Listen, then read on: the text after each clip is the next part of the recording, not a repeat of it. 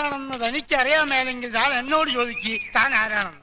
തനിക്ക് ഞാൻ പറഞ്ഞു തരാം താൻ ആരാണ്. എന്നിട്ട് ഞാൻ ആരാണെന്ന് എനിക്കറിയാമോ താൻ എന്നോട് ചോദിക്ക്.